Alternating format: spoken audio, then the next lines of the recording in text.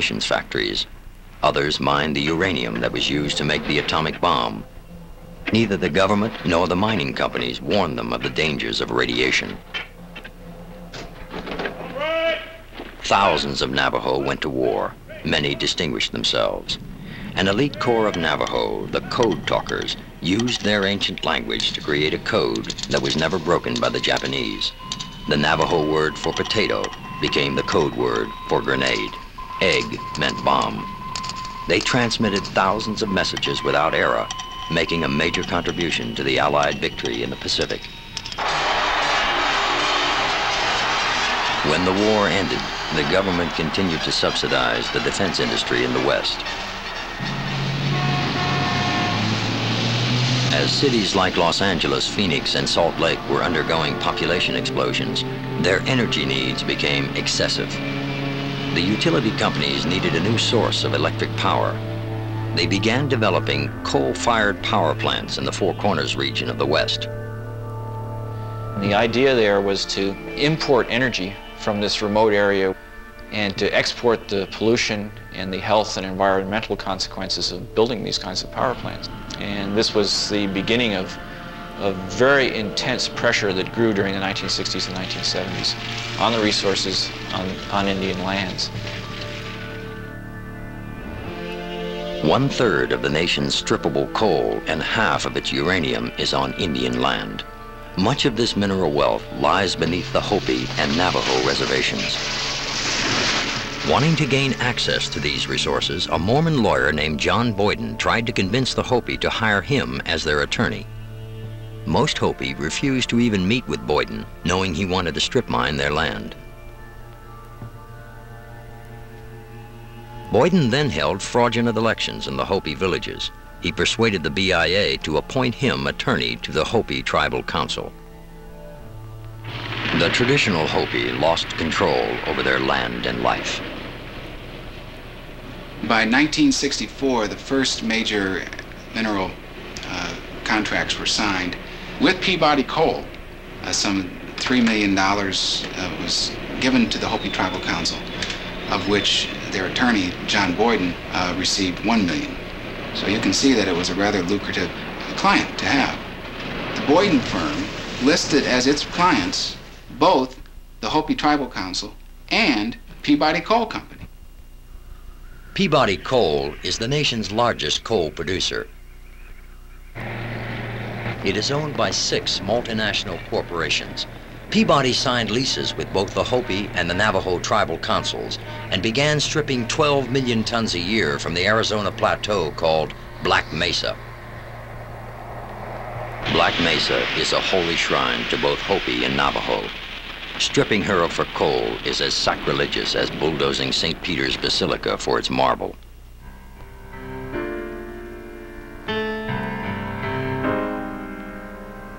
Native American nation, caught in the devastation, endless situation.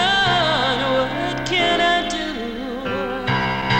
The ghost of prejudice cuts through the moon glow. Poet on a crying page, broken rainbow.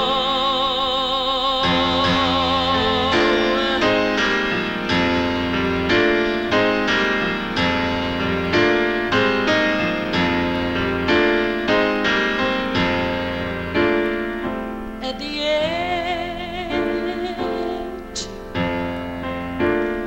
at the very edge where I live, home sweet home, America.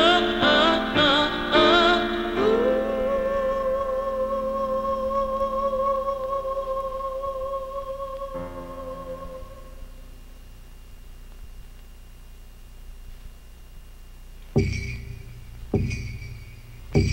300 Navajo families lost their homes and grazing lands when the mine came in. They were neither consulted nor compensated. The pure air that once carried Indian prayers to the heavens is now dense with lead, mercury dioxides, and sulfuric acids. Vast networks of power lines crisscross their land. The Indians call the transmission towers white man's gods. 75% of the Navajo have no electricity themselves.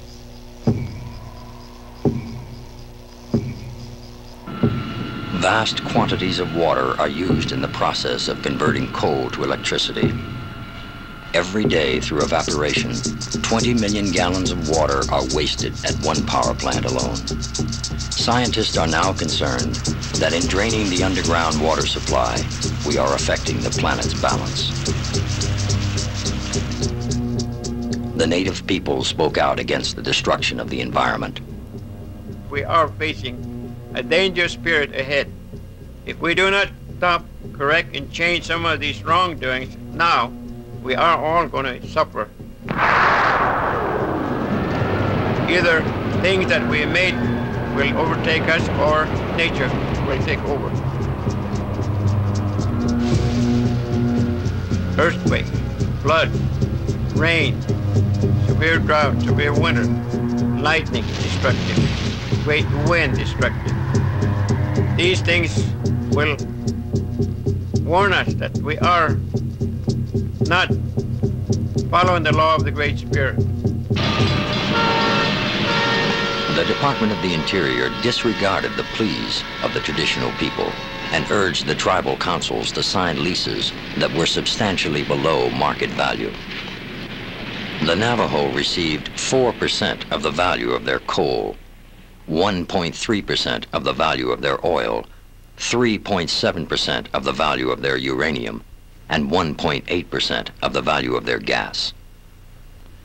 In the case of one coal lease, the Navajo were paid 15 cents a ton, the price of a third of a bottle of soda pop. The Navajo should have been the richest minority in America. Instead, they remain one of the poorest. The average Navajo's income is less than $1,900 a year. I know we get money from uranium, from oil, from coal, from all of that, but none of us know how much money we get, and they are supposed to be Navajo money. The leasing of land, very technically can take place without any consultation with anybody, except the few elected leaders of the tribe. So that, any small payout to any one person, can carry a lot of weight. Lease revenues did not reach the people who most needed help. Men who had worked the uranium mines in the 40s were now dying of lung cancer. Neither they nor their widows have been compensated. I went to Washington 2 times. We need help to somehow. So we need really help financial way. But I was even forget the Kermit didn't tell us to how dangerous this thing. So all my people and my husband, they killed just like combat soldiers. They should think more about safety this time. Another miner, Donald Rowe, built his house with the debris from a uranium mine. Donald built this house himself. We didn't know that it was dangerous. Donald has the same with radiation too. He has a stroke from that. That's what the doctor said. He's paralyzed.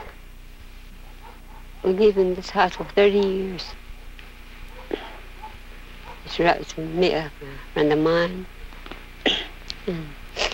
It gets us sick very often now. I'm sick today because it's too hot in the house and it gets worse. Kerr McGee, United Nuclear, and other mining companies have left thousands of tons of radioactive waste on and around the reservation. This debris will pollute the water and poison the air for 80,000 years.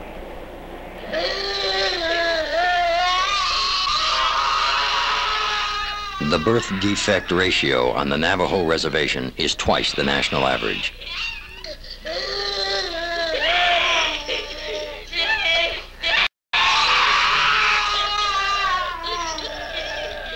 Exposure to radiation is the probable cause.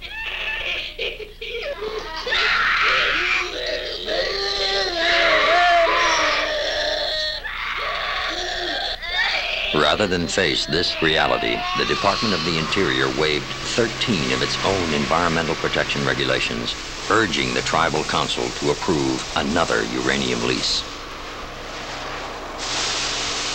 People will come around to the old people's homes with an Indian man or Navajo man. They say, "Grandma, put your thumbprint here, you'll get lots of money." They do that, and then the elderly person will think, well, why should they lie? They're Navajo. They're saying grandma. They're saying, they're using all this relationship terms, and then 5-6 years lapse, and all this drilling goes on. The land's been ruined. There's nothing for the sheep to eat, and then after all this, the company will bring out like 5 bales of hay. This is where the damage is that we caused you.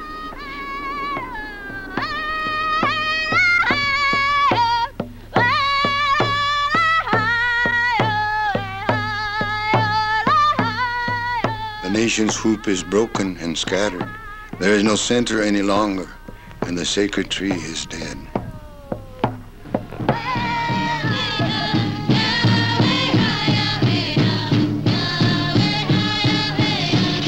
It is no longer possible to separate environmental issues from Native American survival.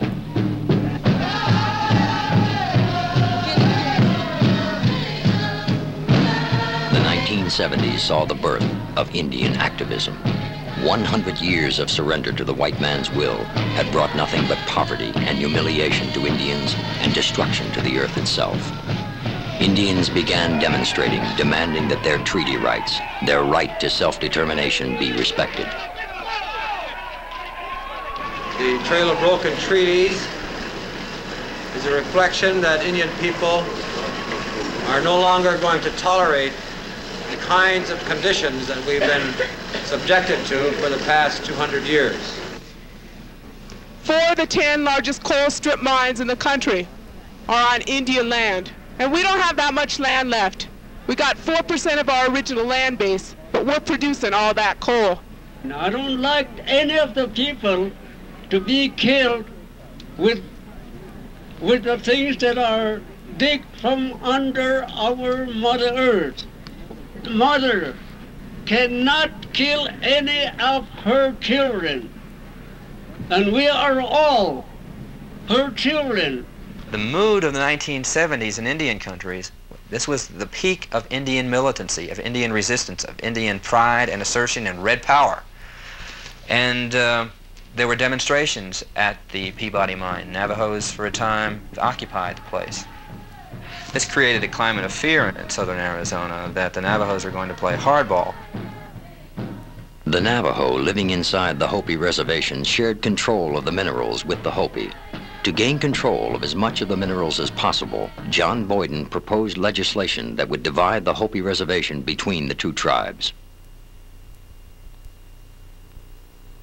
The Hopi Tribal Council, under John Boyden's control, hired a public relations firm to convince Congress to partition the land. They created a land dispute. A climate of hysteria was manufactured back in the early 1970s. Congress was made to believe that unless it intervened with this piece of legislation, there was going to be a bloodbath between the two tribes. The Navajos and the Hopis were about to go to war, and that Congress would have blood on its hands unless it passed legislation that would stop this. Well, I mean, that's just patently false. At its very inception, the traditional Hopi leaders opposed the legislation, opposed the litigation that sought to partition and relocate and so forth. We want the world to know that it's not these Hopi leaders, Kikmawis, traditional people, are involved in this kind of a plan to relocate the Navajos. Today you see all Indians all over the land, all saying the same thing. This is our homeland, this is our birthright. They don't want any white man comes in here and tell us that you have to divide this up this way or that way. The white man doesn't own this land. Just because he has a gun, he said, I took your land. Let's not forget, people